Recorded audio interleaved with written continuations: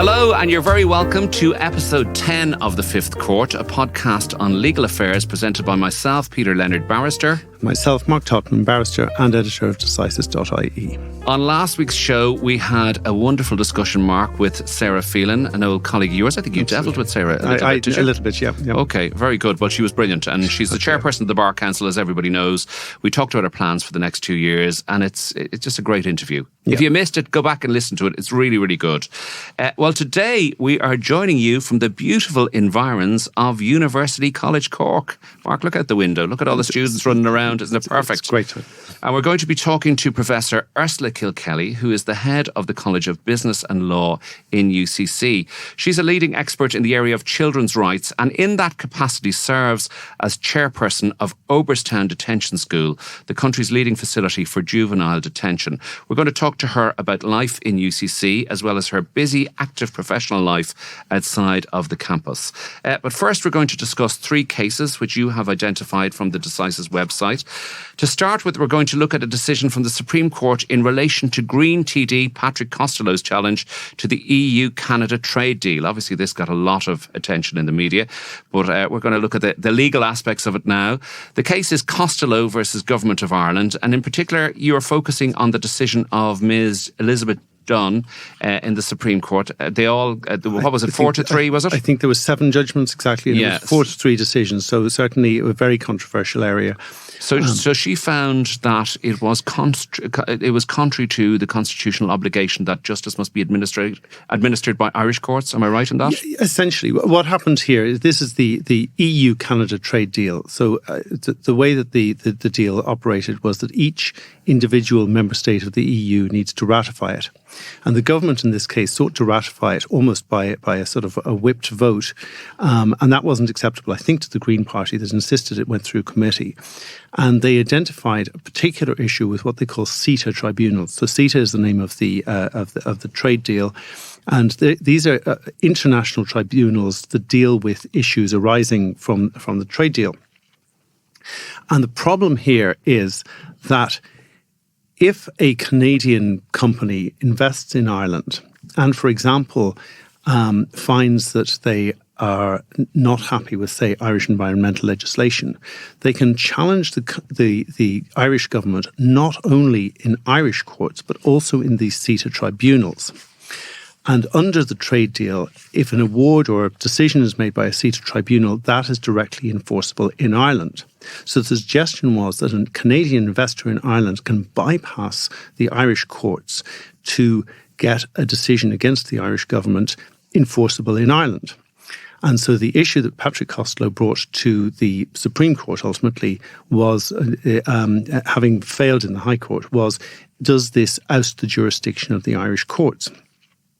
And what the majority decision was that it did. So there was obviously a lot of debate about that, though. Absolutely. And I mean, this is, and the curious thing is, having decided that it wasn't, that it ousted the jurisdiction of the Irish courts, then an issue arose, and friend of the show, Mr. Justice Hogan, gave a concurring judgment where he suggested that there is possibly a remedy available at Irish law if the Arbitration Act is amended, which effectively says that if somebody wants to try and enforce an award of a CETA tribunal in Ireland, that you can raise the defence that this particular award is either unconstitutional or contrary to EU law.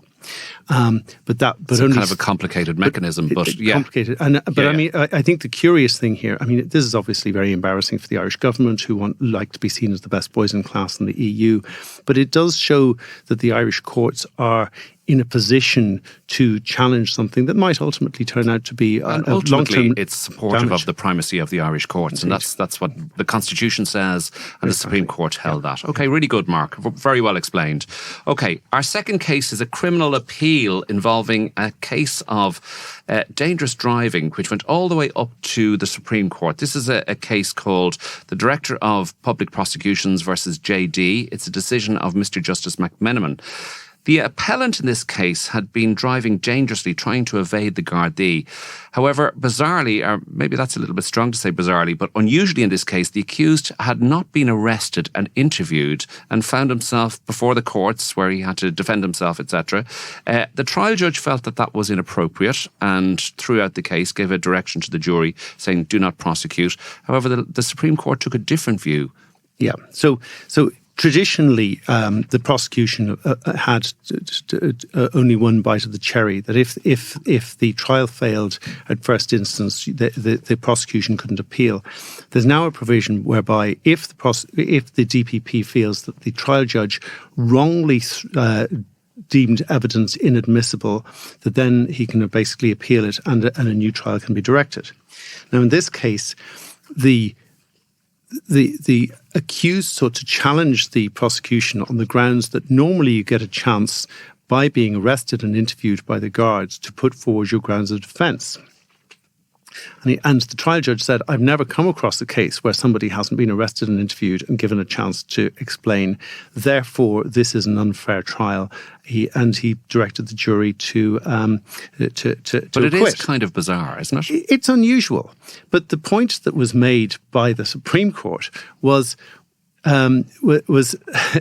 essentially that if you have a defence to put forward, well, that's what the trial is for. You can't sort of say, oh, I wanted to be arrested, I wanted to be detained and interviewed. And I suppose the corollary of this is that people who try to defend themselves based on what they said in the Garda in the Garda station, sometimes they're able to do that by allowing this material to go in before the jury, but not then be cross-examined on what they said. So it's an opportunity to put forward a defence that you're not cross-examined on. Clearly this is an approach by the DPP. Yeah. They're not happy with some of these High Court decisions and they're willing to go all the way. And in this case, they were vindicated. Circuit Court decision in this case. Circuit Court, obviously it wasn't Central Criminal Court. Yes. Okay, and finally our third case this evening. This is to do with succession law, which is always very popular on this show. And this is whether a will has been revoked or not. It's a decision of Ms. Justice Nuala Butler, and the case is called In Re the Estate of John Coughlin. It's a High Court decision. And in this case, the deceased had made a will in 2012 and obviously was satisfied with what he had said and who was going to get what after he passed on. And then he made a new will in 2015. And in this case, he included a new beneficiary. But then he decided, I don't know how I feel about that. And he ripped up the 2015 will. So the question was, do we go back to 2012 or what's the story? Yeah. So as you said, a 2012 will, a new beneficiary is added in 2015. And then he rang his solicitor and said, or contacted his solicitor and said, actually, I've changed my mind. I don't want to add that beneficiary. And the solicitor told him, well, all you need to do is to tear up the will and that will have the effect of revoking it. And that is one of these, there is a presumption that if a testator destroys a will, that has the effect of revoking it. But the problem is, it doesn't necessarily have the effect of reviving the previous will, because each will has a revocation clause in it to revoke, or it's standard to include a revocation clause revoking a previous will. But in the Succession Act 1965, there is a specific provision that says that if you want to revive an old will, you have to do it by way of a codicil or some other mechanism in accordance with the Succession Act. So even though the revocation clause had been torn up with everything else in the 2015 will, it did not have the automatic effect of reviving the 2012 will. And what about the notion of intention? I mean, obviously in ripping up the will, his communication with the solicitor, it was clear that the deceased did not want somebody to be a beneficiary, and the court was aware of that. I think there's no doubt that this isn't an easy decision, but ultimately what Ms. Justice Butler said... She looked at the legislation. She looked at the legislation, which said that the only way to revive a revoked will is by way of a codicil executed in accordance with the Succession Act, and decided that it not only had the 2012 will not been revived, but she said that the 2015 will had not been properly revoked. So the beneficiary who was added and then excluded had the benefit. Okay, so the moral of the story is if you want to change your will, draft a new will. Don't just rip it up. Absolutely, yes. That's it. Okay, back shortly with Professor Ursula Kilkelly. Silence in the Fifth Court. Okay, it is my great pleasure to welcome to the studio Ursula Kilkelly, Professor of Children's Rights Law, I think, Ursula. Children's Rights, Head of the School of Business and Law here in UCC. And I'm welcoming you, but you're welcoming us to your beautiful, beautiful campus. Yeah, it's great. I know Mark is going to get a bit jealous now, but I think it is the most beautiful campus in Ireland. Without a doubt. And we are built on sustainability here. We have a real proud tradition of building for the future. So this is part of the campus experience is maintaining how our lovely campus looks. So and it should also be said, we have with the use of the most impressive recording studio. I didn't realize universities didn't sort of just record things on iPhones in sort of small sort of tutorial rooms. It's just fantastic. It's all good. It's all good. And just walking through the campus, Ursula, I mean, it's buzzing with students. I mean, there's so much activity and energy. COVID is gone. No more COVID. It's back to normal, isn't it? Well, we've had a really tough couple of years. The university's been really challenged. I think in that time it's been really tough on the students and the staff, but we've thankfully come out of a really, really challenging couple of years where we've been here, hybrid, online, and now we're back. And it's wonderful to have the students in the campus again. And it must be wonderful to have full lecture halls. Yeah, it's terrific. I mean, that's the natural order, isn't it? That's why we're here. We love it, and the students are really also delighted to be here. We were a bit nervous, I think, to be honest. It's a big step back for some who've not been here at all, even though they're coming into their third year. Right. So we really have to work very hard to support them to come back and to, I suppose, really appreciate the benefits of being here when some of the convenience and the flexibility and, to be honest, the cost associated with it is a real issue for students. So we've really worked hard to help them to make the most of it. So there's a whole generation of students that have completely missed out on the kind of college experience in terms of societies and sports and all that kind of thing. I mean, yeah, for sure. Yeah. And we have had graduations in the last few months of students who started and finished their studies during COVID, who met as a class at graduation. Right. So it's a huge loss for them. But it's been a funny time, but hopefully we're back to normality again. School of Business and Law. Why business associated with law, Ursula? Well, it's a college of business and law, actually. So we still have a School of Law and Cork University Business School. And I have responsibility for both schools. So we have brilliant deans, Mark Pausty is Dean of Law and Thea Hennessy, Dean of Business here. So I work with Mark and Thea to ensure that the needs of our students are met and our research agendas is as ambitious as ever. So it's a great opportunity to lead at a senior level in the university. Okay, well, as we said, you're head of the School of Law and you're Professor of Law here, our School of Law and Business, our College of Law and Business. So let's get a bit of a backstory. We love a little bit of biography on this show. So will you go back in time and tell us about Ursula Kilkelly? Where do you come from? I believe you're a Mayo woman. I am a Mayo woman, born in Castlebar, County Mayo, and grew up there as a townie. Very proud Castlebar woman, and had a large family. Very, very fortunate to have an incredibly supportive family around me. I'm one of 7. And I'm the youngest, in case you want to know. And my father was a shopkeeper on the main street. So we lived in the town and really were part of town life all the time I was growing up. And I was very busy in sport. I was a swimmer. And music is a huge part of our lives as well. So it's really fantastic family background and supportive family. Still go back all the time. So it's really... And how did you end up in UCC? So what was your academic path to your current role? Interesting. I did a pretty average leaving cert, to be honest. And I certainly didn't have a very successful CAO first time round. So I took a year out. I spent a bit of time abroad. I really wanted to do something connected with Europe. I ended up doing European studies in UL. Really interesting French, German, history, sociology, kind of a liberal arts sort of degree.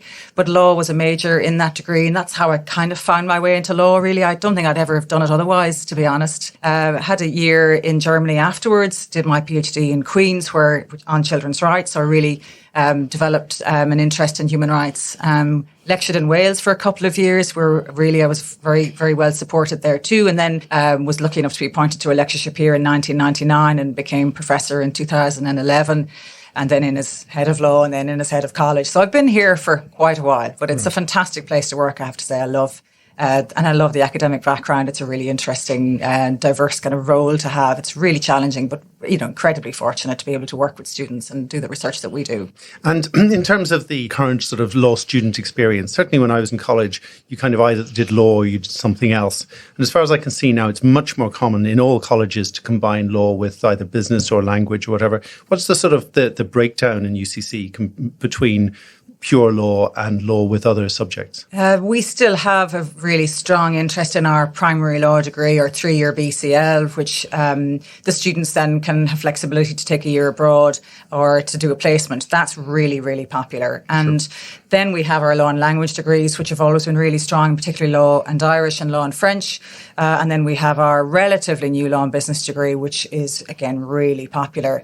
And I think students just like keeping their options open, but also I think those who, it's a pathway for whatever path you want to take, it's there for you. And many students would go on to take other routes out of law than the traditional professions, I think. It's really very different now. And do you see a difference in terms of the kind of aspirations between the different subjects? I mean, if you're doing pure law, do you still see the majority of them becoming solicitors and barristers, whereas, say, the law and business ones are going into kind of in-house positions? Or can you generalise like that? No, you can't really generalise. I mean, I think the in-house counsel is a really interesting route, and we see quite a few of our graduates in those roles now, and we see people have gone on to research and policy roles, to international diplomacy, working for government, civil society, and the professions are still as strong as ever.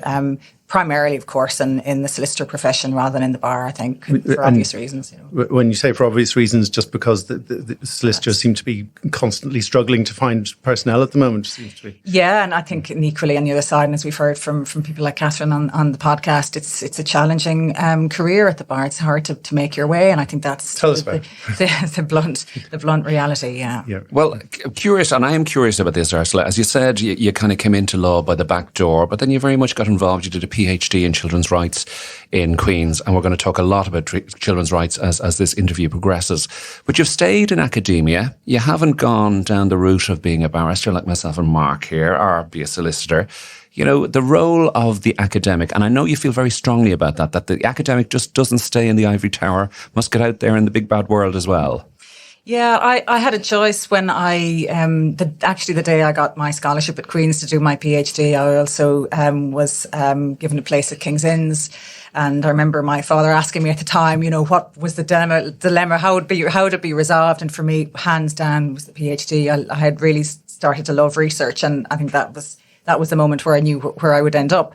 But I think the life and the career of the modern academic, it's very challenging. Certainly at early career stages, it is very difficult to secure a position, and to get on is as challenging as it would be anywhere. But I think for somebody at a later stage, it's a really brilliant way to spend a career. It's a really diverse portfolio of sort of teaching, research, giving back to the community. And I suppose from the law school here, we've always had a really proud tradition of social action and being part of the community, both of the legal community and more widely. And I think that's something that I picked up from an early stage from my colleagues here, where we really are committed to the society that we're part of, and look to make sure that our research makes a difference. And how do you believe activist academic model, really? Academics should get involved. I mean, we do have colleagues in the law library who are also academics and are associated with universities. Sometimes people feel that, like the old expression, cobbler stick to your last, that maybe academics should stay in the university and leave practicing to others. What do you think of that? Well, I think it's an interesting combination. I think we can all learn from each other. I don't think anybody has a monopoly on knowledge, and certainly the mutual advantage of understanding how practice works, understanding what the law and theory and what the research says. I think that those are really valid perspectives from whatever point of view you have. So I think the real value, I suppose, is in being out in the world and understanding what your research means in practice. And obviously I have done that for all of my career, and really see the benefit also to my students when I come into the classroom and I'm able to talk about how children's rights is experienced on the ground in the different environments in which I work or where I'm advisor at a national or international level. Okay, and let's focus now on children's rights. And in terms of you being involved in the wider world, you have been chairperson of Oberstown Detention School. First of all, let's just start generally in terms of children's rights. I mean, the proclamation famously said, "We shall cherish the children of Ireland equally." I'm paraphrasing there, probably incorrect. But in the 1937 Constitution, that phrase was left out, and we've had a children's referendum. Are we good on children's rights, do you think, in Ireland? How do you feel about that?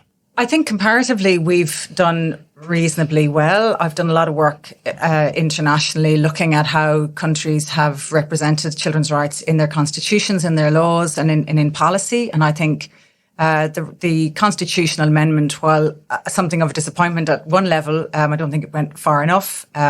It squeaked through, which was another kind of disappointment, I think. But nonetheless, it has given rise to greater awareness and understanding of the importance of putting children's rights into our law, particularly when we had such strong provision for the family. And there was certainly a clear sense that they were contradictory, that there were challenges there. So I think we had to right that wrong, as it were, in putting children's rights into the Constitution. And we do see the impact of that, the awareness of it in practice, with judges listening more to children, taking seriously that the children have a right to be heard, that best interests must be part of the process when you're determining matters concerning children, and giving rise to legislation and policy that really properly engages with children's rights. And to break down the referendum, I mean, essentially, it first of all said that I think it gave more power to the state to intervene where the family wasn't properly looking after the child, to put it in layperson's terms. They also said that the best interests of the child should be paramount in any proceedings concerning the child, and that the voice of the child should be given due weight, I think. Isn't that right? Where do you feel that didn't go far enough? I mean, you said that it was a bit of a disappointment. Well, in fact, what the constitutional amendment did was to give the authority to the legislature to legislate for those matters. It didn't actually constitutionalise those principles. So, in fact, the right to be heard is not a constitutional principle. It simply we have given the legislature the mandate to legislate in that way. So that's a mechanism that's used in other countries too, but it's not the same as giving explicit rights of the child to be heard in the Constitution.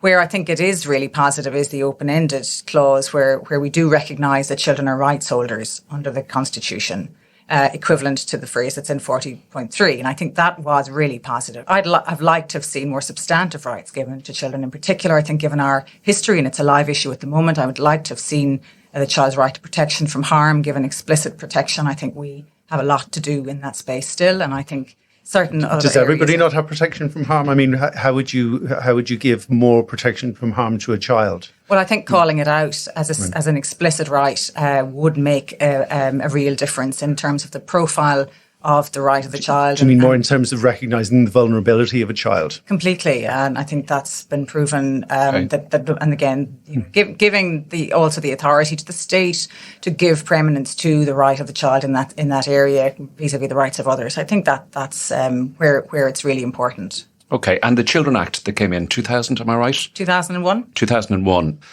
There are certain aspects of that have yet to be implemented or enacted. Is it fit for purpose? Is it working 20 years on? Is it a good piece of legislation? The Children Act is actually all in force since 2007, although there were some pieces amended the year before.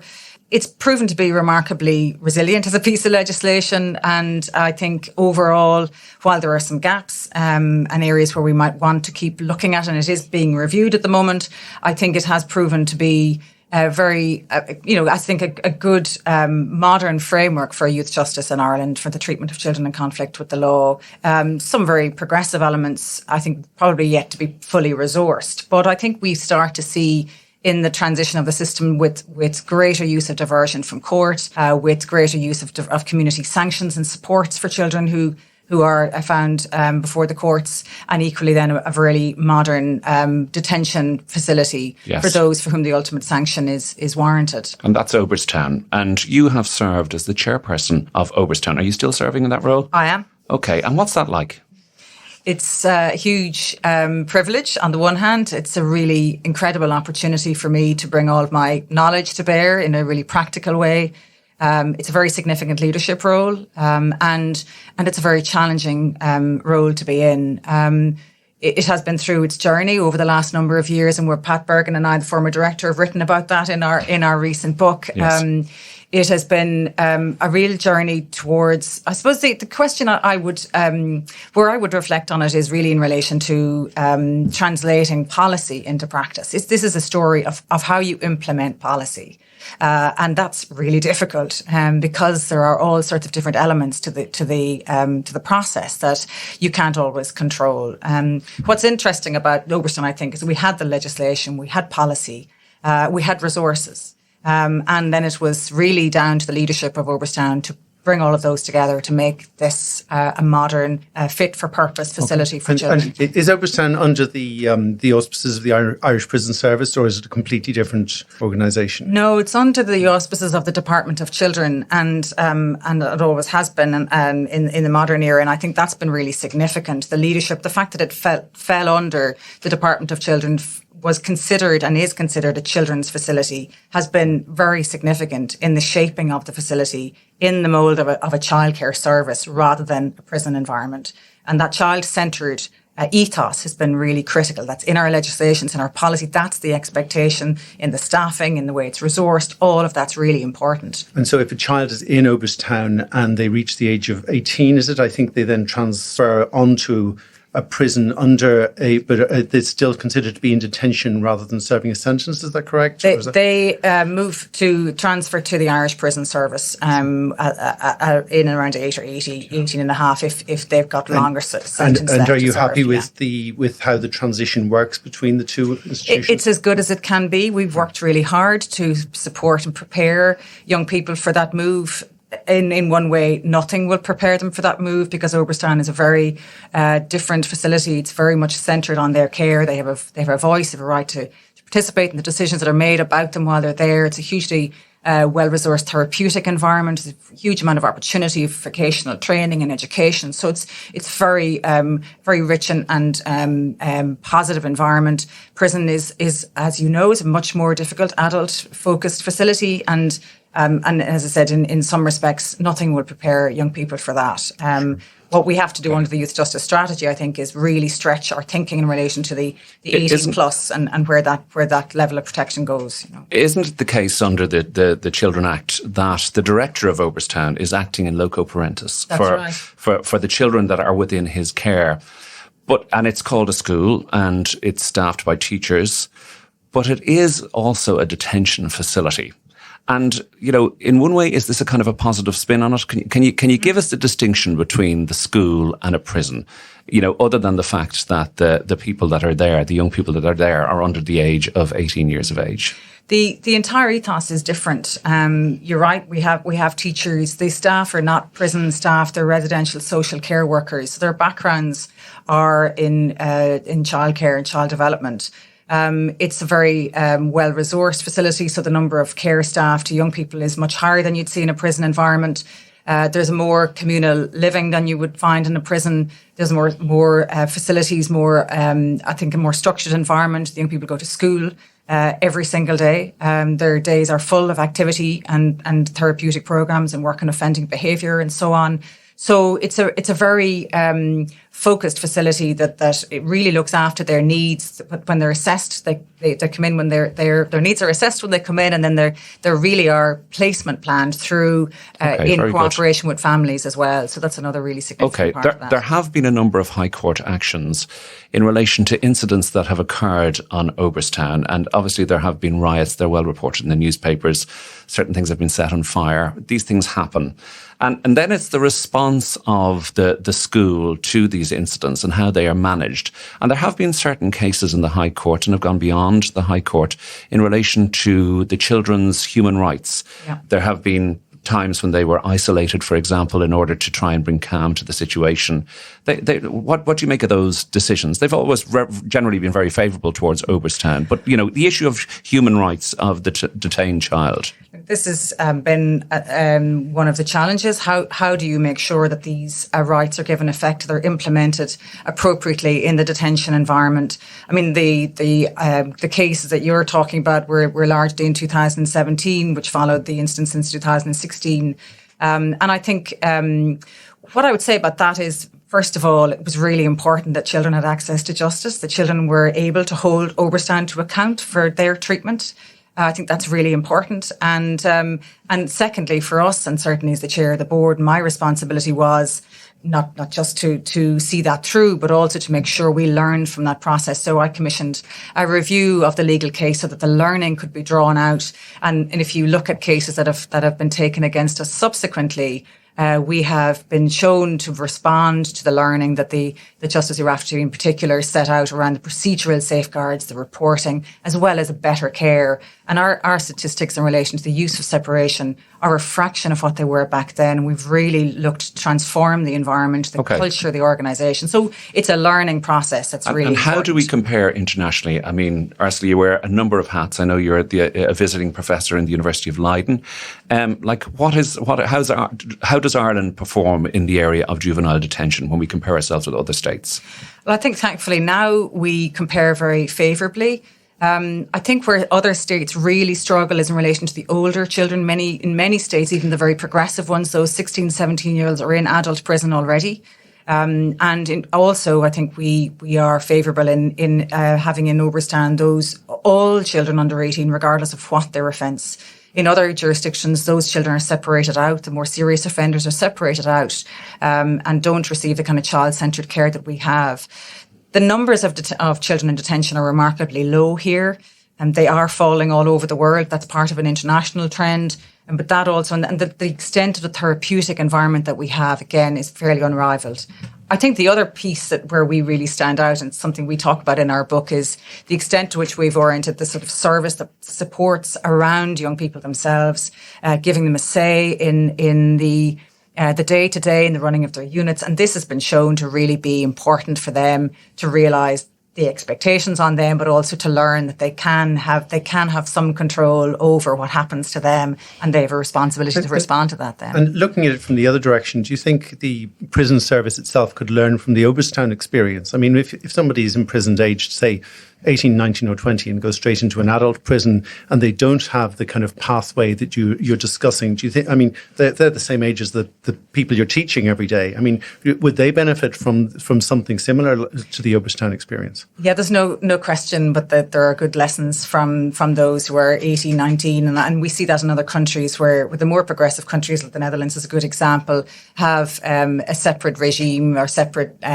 system for 18 to 20, 24-year-olds. And I think that's really where things are moving internationally, with diversion pushing the age of young people up in terms of their engagement with the justice system and their likelihood of ending up in detention. So that's the next phase of development for Ireland, really.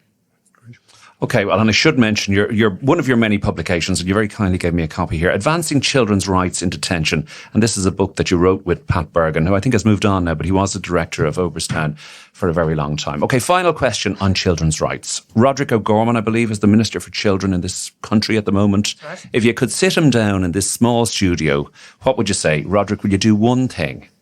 Is there one thing you'd say? Maybe that's an unfair question. But is there anything that jumps out? Well, as a lawyer and in an area of work that I've been very heavily involved in over the last couple of years, and that's giving full legal status to the Convention on the Rights of the Child in Irish law. I think that the research that we've done shows that makes a real difference, not just to law and policy, but also to children's lives and their experiences of their rights. So that would be my one ask. Wow. Okay. Okay, and we have a final question for you, which we ask all of our guests. Do you have a book or a film or any other work of art of any sort that you would like to recommend to, we normally say lawyers and law students, but of course to academic lawyers as well? Well, I have a number actually, and I use these in my teaching, and my students will recognise them. One is the BAFTA award-winning documentary called Feltham Sings. It's the story of Feltham, a notorious young offender institution in London, where the young people and the staff worked with the film crew to tell their stories, their hopes and their dreams for the future through rap. So it's a musical. Okay. It's a phenomenon. Can you do a little bit? It's on YouTube. Give us a little bit of a rhyme. No, I won't be doing that. Thank you for the offer. The second documentary I'd mention is called Kids for Cash. It's the story of two judges who judicial corruption really in Pennsylvania, which led to the wrongful conviction and the incarceration of thousands of young people. And the story of Juvenile Law Centre, colleagues of mine in Philadelphia who led the charge for justice and resulting in a class action and the imprisonment of the 2 judges on those charges. And this is where there are effectively private detention centres that benefit from the number that are going in. And interestingly, many of the children who were subject to those illegal detentions did not have lawyers in the process, so no protection there. They're my 2. I just as a work of how fiction, about a movie? I work Boys in the Hood. Movie, The Client. The Client. Oh wow. Well, okay. It's got to be The Client. You know, I think it's a great story, but it's also a wonderful narrative of an 11-year-old boy and his lawyer, Reggie Love, Susan Sarandon, and Mark Swale, the boy, are just a fantastic combination. And there's a great scene at the start that I used to show students the different ways in which children can find access to justice. So that's that. And the one piece of fiction I would say is related to that is The Children Act by Ian McEwan. A fantastic story of a judge really grappling with a really tough High Court case while her own family falls apart. Wonderful recommendations, Mark. Fantastic. What do you think? Yeah, absolutely. That'll keep us going for a couple of years. I love The Client. Nothing wrong with a bit of old-fashioned entertainment as well as a little bit of learning involved as well. Professor Ursula Kilkelly, thank you so much for coming in and talking to us on the Fifth Court today. The Fifth Court will adjourn until next week. So that's all from this edition of The Fifth Court. We hope you have enjoyed it. Can we say a huge thank you to our guest, Professor Ursula Kilkelly, and thank her for her warm welcome that we received here in UCC, Mark? UCC, amazing campus, really fantastic UCC. Recording studio. Yeah, no, really good. And we were so well looked after. So it has been just such a positive experience. And we'd also like to say a thank you to our producer, Conal O'Moroyne. And also to our colleagues up in Dublin, in the Dublin South podcast studios, who are going to edit in the little bits that we need edited in. That's always very important in these podcasts. Finally, our parting comment. If you have anything you'd like to raise with us, you'd like any stories covered, communicate with us. We're dying to hear, Mark, aren't we? We are indeed. We want to hear from you. And as always, please share. Share again. Please share. We're getting closer to Christmas. Indeed, yes. We're not going to get that Christmas number 1. Don't think we are, but we live in hope. So for me, Peter Leonard. And myself, Mark Tottenham. Thank you for listening, and we'll see you soon in the Fifth Court.